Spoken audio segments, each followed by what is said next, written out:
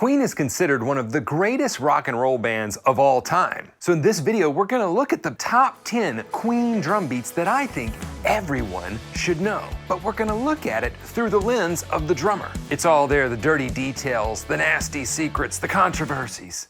Leading off in the number 10 spot is Radio Gaga off the album The Works. Now, it had taken only 10 years of the band existing for the drummer to finally write a hit. Roger Taylor, the drummer who owed most of his musical education to the radio, actually penned this song in honor of that medium. The song was originally entitled Radio Caca and later changed to Radio Gaga. Taylor was a big fan of all of the inventions, especially the electronic inventions that were coming out at the time, and so this song does feature a lot of that as well. The groove I'm going to demonstrate is going to be the basic groove. It's not going to have all of the effects. The snare has an effect on it. There's a shaker on the track, so I'm just going to play the basic groove for you.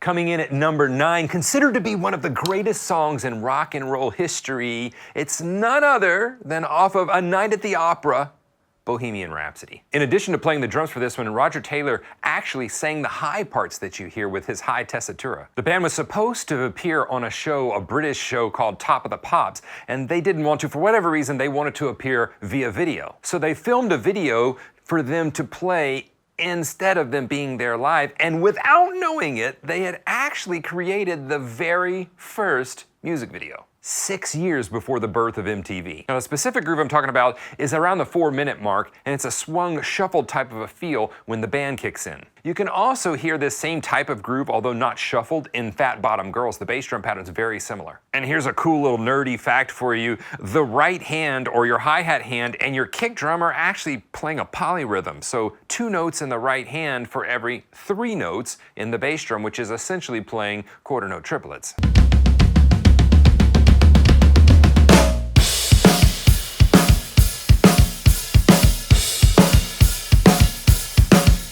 As always, you can download the sheet music for all of these drum beats. It's in a pinned comment as well as the video description. There's a link for it. For number 8, we have another one off of A Night at the Opera, and that is Sweet Lady. I'm gonna give you a 2-for-1 with this, with 2 different drum beats. Brian May actually penned this song, and he wrote it because he felt like they were doing too many pop-centric songs, and they were started as a rock band, so he wanted to get back to their rock roots. It's a very metal-sounding song, and Brian actually wrote it in 3/4 to throw the metal fans off, as that was not a very common time signature to write in at that time for that genre. The first groove is at the 2:34 mark, and then the second groove comes in at the 2:53 mark. I'll play them back to back so you can hear how it progresses.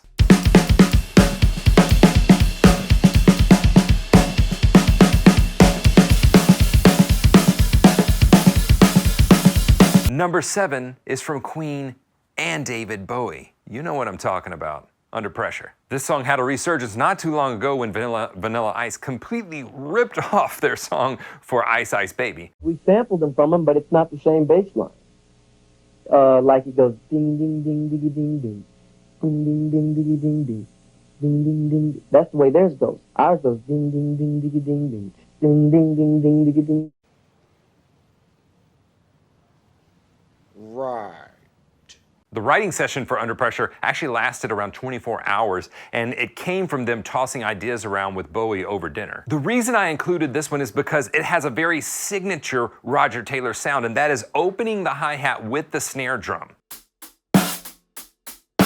You will hear this all across his drumming, and he really influenced a lot of other drummers to do the same. One of my trademarks is it's an emphasis of the backbeat, and it's emphasized probably in my case, but it's a sort of involuntary opening of and closing of this thing, which is called the hi-hat. So that if you open it and close it very quickly, it goes, and that can emphasize this drum, which is called the snare drum. So if you can make it very loud if the 2 of them happen together. So 2 songs you can hear this same treatment with the snare and the hi-hat is Sabotage by the Beastie Boys, as well as Float On by Modest Mouse.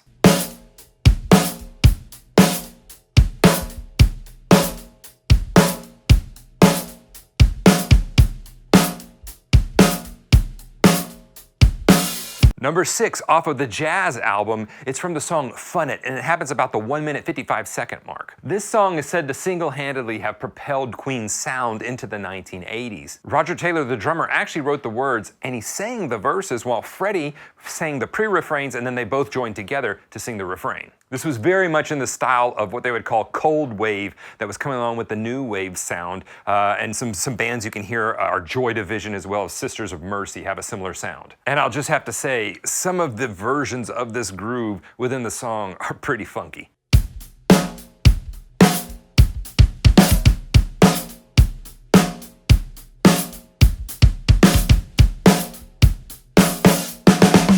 Coming in at number 5, one of my personal favorites from their repertoire, written by Brian May, their guitarist, off the Jazz album, Fat Bottom Girls. Now, to quote Brian May, the song was about the girls backstage that help the spirits of the guys in the band, or the groupies. And if you'll listen to it, verse 1 actually narrates Freddie Mercury's first intimate encounter with a woman who appears to have been much older. As far as on the drumming side, I've always been amazed at the ride cymbal sound within this particular groove. It's very heavy for the time, it's very washy, and that just really wasn't typical of that time. So to me, it's a very progressive type of a sound, almost a Killers type of a sound when it comes to the ride cymbal or a Kings of Leon.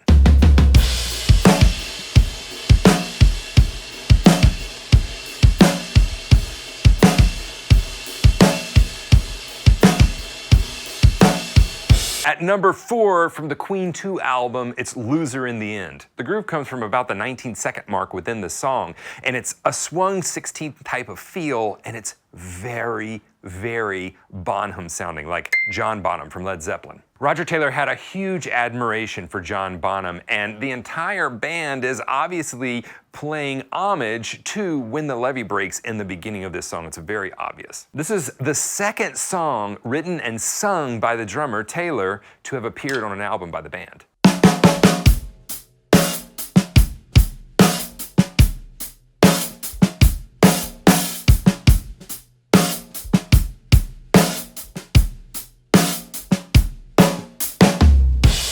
I also wanted to let you know there's a 14-day free trial going on for my online drum school, the Drum Better Daily program. You can find that link in the video description. Number 3, coming from the album The Game, it's their massive hit, Another One Bites the Dust. This was a very uncharacteristic song for them, and some of the band members weren't necessarily into it whenever they first started working on it. It was very reminiscent of the dance music that was going on at the time. The bass line was inspired by and sounds eerily similar to the band Chick's song, Good Times, as well as Kool and the Gang's Hollywood Swingin'. The song was number 1 in the United States, Argentina, Spain, Canada, and Mexico. And for this, they actually got a sound that was not typical of Roger Taylor. They completely muffled up the drums to get them as dry as he could. Roger Taylor had a very open and big sound to his drums, so this was very unlike his sound.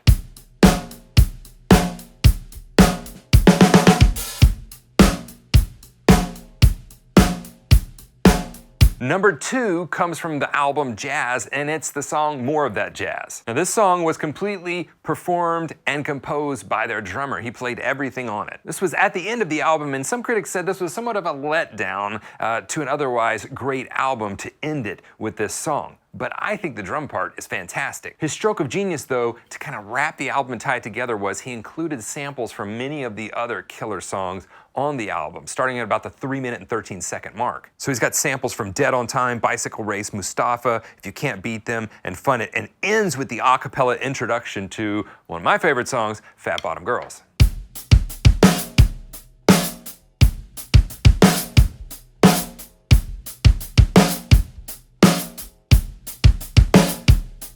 And I know it for the number 1, you're like, is he gonna include it? Is he gonna include this one? Because he's gotta put it in there. I'm putting it in there. Off of News of the World, We Will Rock You. At one of their shows at New Bingley Hall, it was May the 29th, 1977, the crowd was going nuts and they were singing along to every song. Like, this type of crowd interaction didn't happen at that time. It's very normal to have a crowd sing along with the entire concert almost these days, but at that time that didn't happen, and it just floored the band. They all came off stage freaking out about it. So that show led them to have the idea to write a song that featured the crowd instead of them. Ranked as one of the 500 greatest songs of all time by Rolling Stone magazine, no drums were actually used to cut the drum part, just stomps and claps. Live, Roger Taylor would play along on the drums so that he could give the audience a guide to go by. This is also one of the first songs that I'll teach new drummers. And here's a little bit of controversial information that I hinted at the very beginning, and many music historians consider this to actually be the very first rap song because of the phrasing